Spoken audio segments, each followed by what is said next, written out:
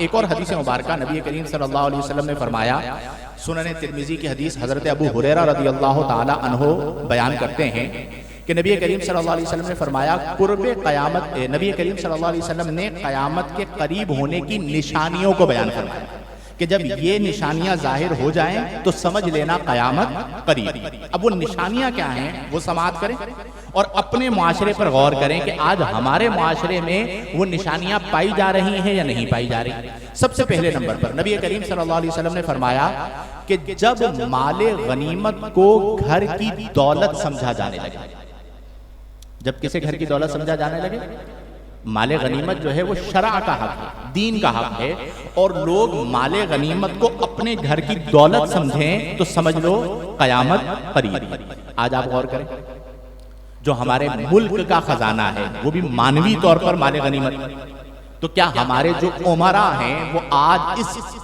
मुल्क के खजाने को अपने घर के लिए हलाल समझते हैं या नहीं समझते? अपने घर की दौलत समझते हैं या नहीं समझते? कई मिसालें आपके सामने मौजूद हैं। अभी जो तोशा खाना के हवाले से माजी में केस सामने आया था वो माले गनीमत है। माले गनीमत से मुराद क्या है कि मानवी तौर पर माले गनीमत आप उसे कह लीजिए कि वो रियासत का माल है।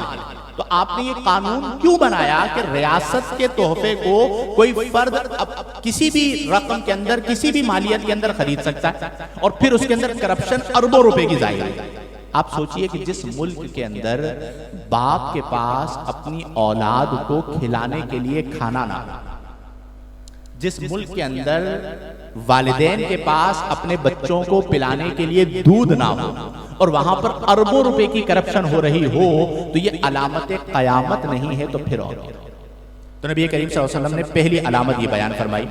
उसके बाद नबी करीम सल्लल्लाहु अलैहि वसल्लम ने फरमाया कि अमानत में खयानत की जाए। जब क़यामत करीब होगी तो उसकी अलामत बयान फरमाई कि जब अमानत में खयानत की जाए तो जान लो कि क़यामत करीब है।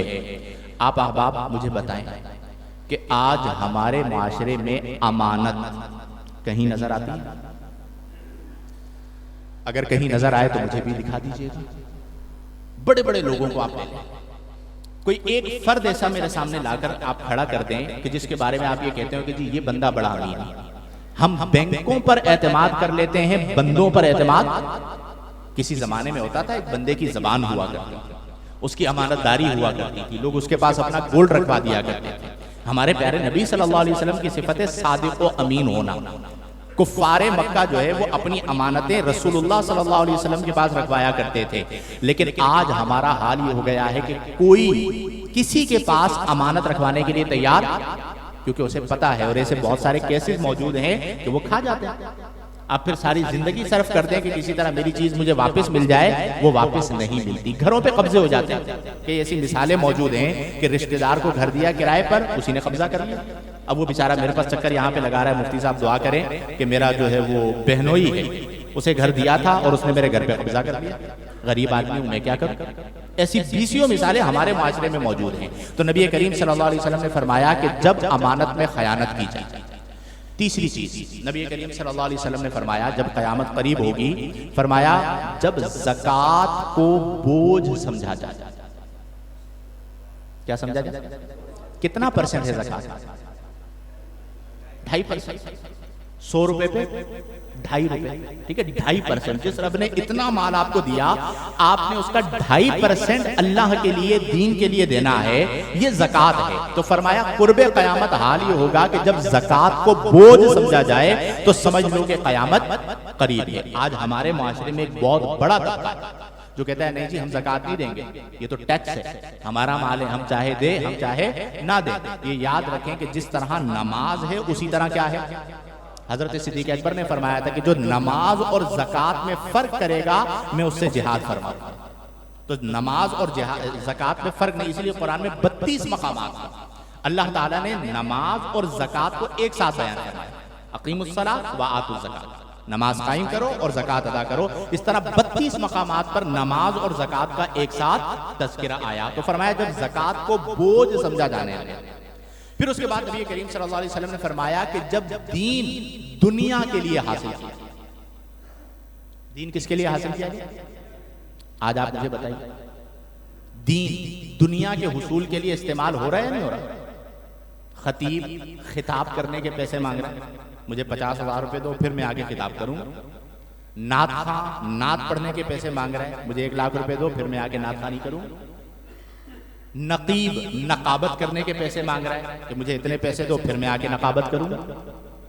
इवन बात जगहों पर ऐसा हुआ कि जाहिरी तरक्की को देखकर लोग दरस निजामी इसलिए कर रहे हैं कि मैं आलिम व मुफ्ती इसलिए बन जाऊं कि आलिम व मुफ्ती बनने की वजह से मैं पैसा ज्यादा कमा सकता हूं। अब अल्लाह के रसूल सल्लल्लाहु अलैहि वसल्लम फरमा रहे हैं कि जब दीन दुनिया के लिए हासिल किया जाए, तो आज हमारे माशरे के अंदर आप अहबाब मुझे बताएं कि दीन को दुनिया के लिए इस्तेमाल किया जा रहा है या नहीं किया जा रहा? अलामत क़यामत समझने के लिए तैयार ही नहीं। अल-वाज़ु लिजमइल माल, माल जमा करने के लिए वाज करना। ये जो मैं वाज कर रहा हूं, खिताब कर रहा हूं, इसका मकसद क्या होना चाहिए? माल लेना या अल्लाह की रिजा? बोलिए ऊंची आवाज से। अल्लाह की रिजा। वाज जो है वो किसके लिए होना चाहिए? अल्लाह के लिए, अल्लाह के दीन के लिए होना चाहिए। तो अल-वाज़ु, उलमा फरमाते हैं अल-वाज़ु लिजमइल माल, माल जमा करने के लिए वाज करना, मिन दलालतिल यहूद वन नसारा। आला हजरत ने फतावा रज़विय्या में लिखा कि मिन दलालतिल यहूद वन नसारा, माल जमा करने के लिए जो वाज करता है, ये वाज करना यहूदो नसारा की गुमराहियों में से। यानी यहूद और नसारा के जो उलमा थे वो ये काम किया करते थे कि वो वाज जमा माल के लिए किया गया। आज हमारे यहाँ ऐसे खतीब हैं, मैं समझा के थक गया हूँ कि भाई ये लिफाफे का कल्चर बंद करो। ये इतना लिफाफा, एक एक खिताब करने के जो है वो 50-50 हज़ार लाख रुपए मांगे जाते हैं और माल जमा किया जा रहा है। तो नबी करीम सल्लल्लाहु अलैहि वसल्लम ने फरमाया, ये वईद है कि जब क़ुर्बे क़यामत होगी तो दीन दुनिया के लिए हासिल किया। तो आज आप देख लीजिए हमारे यहाँ जो दीनी महाफिल होती है, उन दीनी महाफिल से दीन का कितना नफा होता है। आपने एक बहुत बड़ी महफिल रखी, हमारे यहाँ महफिल रखी जाती है, आपने उस एक महफिल पे 10 लाख रुपए खर्च कर दिए। अब उस मजमे के अंदर 1000 लोग आकर बैठे। मैं आपसे सवाल करता हूं, जब वो 1000 उठकर गए तो वो क्या सीख कर गए? क्या वो सुबह जाके फजर की नमाज पढ़ेंगे? क्या आपने उन्हें दाढ़ी रखने की नियत करवा दी है? क्या आपने उन्हें बाशरा बनाने की नियत करवा दी है? क्या आपने उन्हें अफकारे इस्लाम के बारे में बताया है? वो आपने 10 लाख रुपए एक रात के अंदर खर्च कर दिए, हमारे मदारिस वीरान हो गए और आपको अकल नहीं आई। तो जब तक हम अपनी इस्लाह नहीं करेंगे, अस्सिद्क़ु मुर्रुन, सच कड़वा होगा, जब तक हमारे बाज लोग सुधरेंगे नहीं, हमारा दीन तरक्की की जानिब नहीं जा सकता। तो आज ये हाल हो चुका है। नबी करीम सल्लल्लाहु अलैहि वसल्लम ने फरमाया कि जब दुनिया के लिए दीन हासिल किया जाए, यानी दीन को सीखा जाए दुनिया के लिए, उसके बाद नबी करीम सल्लल्लाहु अलैहि वसल्लम ने एक और बात बयान फरमाई कि जब दोस्तों को करीब और वालिदैन को दूर कर दिया जाए। आप अहबाब मुझे बताइए कि माँ बाप आज बुढ़ापे में तरसते रहते हैं कि मेरा बेटा मेरे पास आके बैठ जाए, मेरा बेटा 10 मिनट मेरे पास बैठकर जरा बातें कर ले, और वो बदनसीब बेटा गली के अंदर 2-2 घंटे दोस्तों के साथ बैठा है। माँ रात 2 बजे तक उसकी राह तकती रहती है कि मेरा बेटा आएगा, मुझसे कोई बात करेगा। जब तक बेटा ना आ जाए माँ को सुकून नहीं। माँ होती है, ठीक है। आज भी मैं अपने घर पे जब तक ना पहुंच जाऊं तो मेरी वालिदा नहीं सोती। हालांकि मैं रात को बाजू का लेट हो जाता हूँ, 12 बज जाते हैं, 1 बज जाते हैं, महफिल की वजह से और दीगर चीजों की वजह से अम्मी जाग रही होती है। जब तक मैं घर नहीं पहुंच गया अम्मी ने आराम। और मेरी एक आदत है, अल्हम्दुलिल्लाह मैं घर पहुंचता हूँ तो सबसे मेरा पहला काम ये होता है अम्मी के पास बैठ जाना, ठीक है ना। बकिया सारे काम घर पे दाखिल होते ही अम्मी के हाथ चूमे, अम्मी के पास बैठ गए। आधा पौना घंटा बैठ के अम्मी के साथ बातें की। आप यकीन करें कि वो जो आधा पौना घंटा अम्मी के कदमों में बैठकर गुजारा ना, असल जो जिंदगी है वो यही जिंदगी, वल्लाहि लाज़िम मैं आपको बता रहा हूँ, ठीक है। उनका इत्मीनान, उनकी राहत, ये खुशनसीबी की बात है। आज वो औलाद कितनी बदनसीब होगी कि जिसकी माँ, जिसका बाप हयात हो और वो अपनी माँ और बाप के पास ना बैठ पाए। और अगर नहीं बैठ पा रहा, दोस्तों को टाइम दे रहा है, तो नबी करीम सल्लल्लाहु अलैहि वसल्लम ने फरमाया कि ये अलामत क़यामत से है। फिर इसी तरह नबी करीम सल्लल्लाहु अलैहि वसल्लम ने फरमाया कि इंसान से डर कर उसकी इज्जत की जाए। ये भी अलामत है कि क़यामत उस वक्त तक कायम नहीं होगी जब तक कि इंसान से डर कर उसकी इज्जत की जाए। आज हमारे माशरे के अंदर ये अलामत भी पाई जा रही है या नहीं पाई जा रही? हम लोगों की इज्जत करते हैं किस वजह से? अगर कोई बड़ा मुत्तकी है, परहेजगार है, लेकिन मजलूम सा है, गरीब है, ठैया लगाता है बात, तो हम उसके पास से अकड़ के गुजरते हैं। और डबल डोर के अंदर हमारे सामने 4 गार्ड्स के साथ कोई बंदा आ जाए, चाहे वो हराम खोर हो, यानी उसका टोटल माल हराम का हो, जुए के अड्डे चलाता हो, ठीक है, शराब नोशी करता हो, वो 4 अफराद के साथ आ गया तो हम हाजी साहब कहते हुए आइए आइए बैठे एक जगह, उनके रास्ता साफ कर देंगे, बाइक साइड पे करना शुरू कर देंगे। यानी क्या करना, आप यकीन करें, मैं बात जुमले कभी कभी गुस्सा आता है तो कह देता हूं कि हमने अपने मुआशरे में घटिया होने की तमाम हुदूद को पार कर दिया हमने।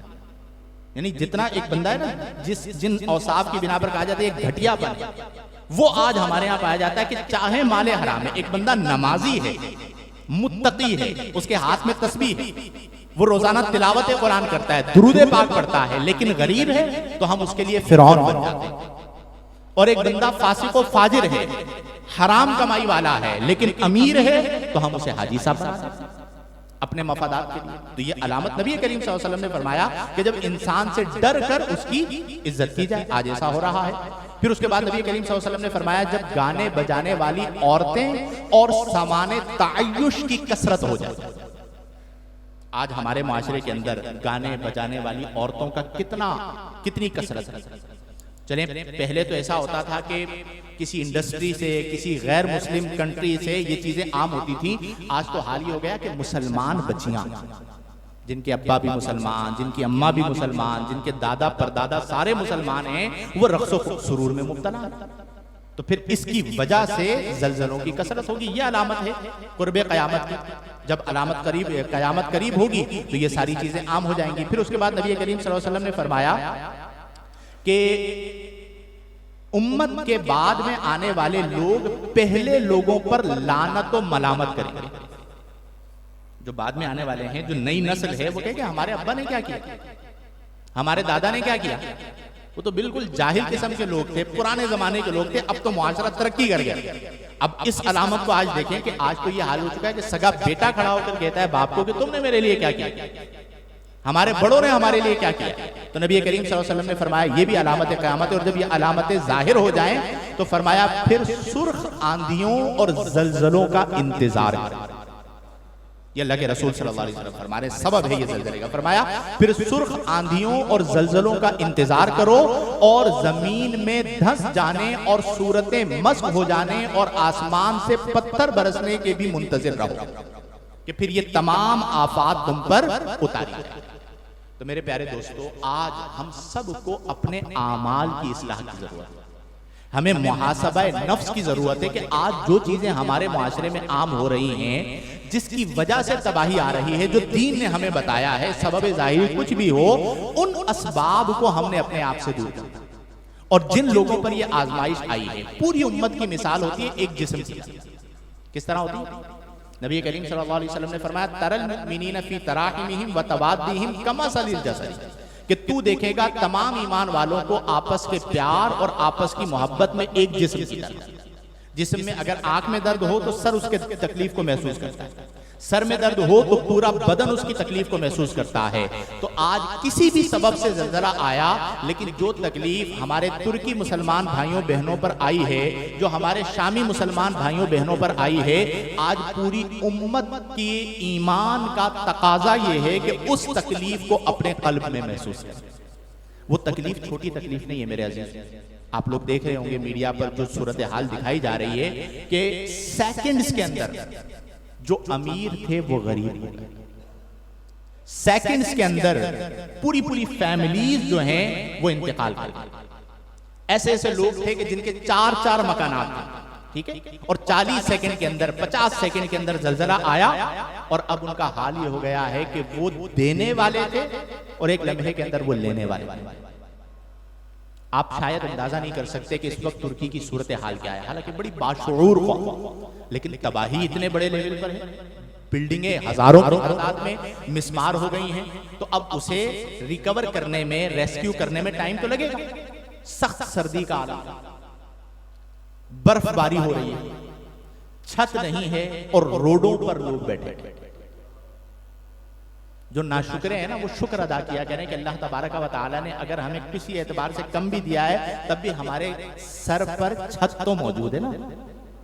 हमारे बच्चे जो हैं वो रात को खाकर तो सोते हैं, हमारे बच्चे जो है वो हमारे पास तो मौजूद हैं, आप वहां पर जाकर सोचिए कि बेटी का इंतकाल हो गया, बाप बैठा हुआ, बाप ने छोटे बच्चे को पकड़ा हुआ है, बाप का इंतकाल हो गया, बच्चा जिंदा बच गया। बीसियों जो है वो नो मौलूद बच्चे जो बिल्कुल न्यू बॉर्न थे, अभी उनकी विलादत हुई थी, वो बच्चे बच गए हैं, उनके माँ बाप इंतकाल कर गए। ये कितनी बड़ी आज़माइश। अल्लाह ताला सब दुआ फरमाएं कि अल्लाह ताला हमारे तुर्की मुसलमान भाइयों को सब्र की तौफीक अता फरमाए, हमारे शामी मुसलमान भाइयों को सब्र की तौफीक अता फरमाए, और इस मुश्किल घड़ी के अंदर उन्हें इस सब्र पर अजर अजीम जजील मरहमत फरमाए। तो मेरे भाइयों, ये है हकीकत। बंदा जो है ना बहुत कुछ सोचता है, बंदा अकड़ जाता है। क्यों अकड़ जाता है? मेरे पास बड़ा पैसा है, मेरे पास बहुत माल है, क्या होगा मैं देख लूंगा। ठीक है, आप देखें कि जब अल्लाह ताला पकड़ फरमाता है तो वो बहुत माल वाले लोग थे, वहां पे बड़े बड़े मालदार थे, करोड़पति लोग थे, और सेकंड्स के अंदर उनका सारा माल क्या हो गया? सेकंड्स के अंदर, चंद सेकंड्स पहले वो देने वाले थे और चंद सेकंड्स के बाद वो क्या हो गए? लेने वाले। अमीर से गरीब हो गए, सब कुछ बर्बाद हो गया। अल्लाह ना करे हम इसी तरह अगर बद आमालियों में मुब्तला रहे तो हम पर भी आजमाइश नाज़िल हो। माजी में भी ऐसा हुआ। तो अपनी कब्र की तैयारी। ये दुनिया जो है ना, ये दुनिया आर्जी है। अगर आप यहाँ पर माल को सब कुछ समझेंगे, आप यहाँ पर ताकत को सब कुछ समझेंगे, आप यहाँ पर असरो रसूख को सब कुछ समझेंगे, तो ये याद रख लें कि फिर बजुज बर्बादी के कुछ भी नहीं। असल चीज ये है कि हमने मर कर किसके हुजूर हाजिर होना है। बस इस फलसफे को जहन में रखें कि मैंने रब की बारगाह में हाजिरी देनी है, मैंने रब के हुजूर हाजिर होना है। ये असल, हर एक ने फना हो जाना है, हर एक ने, किसी ने पहले चले जाना है, किसी ने बाद में चले जाना है। तो उस वक्त के आने से पहले अपनी कब्र की तैयारी करें, अपनी आखिरत की तैयारी करें, अपनी इस्लाह करें।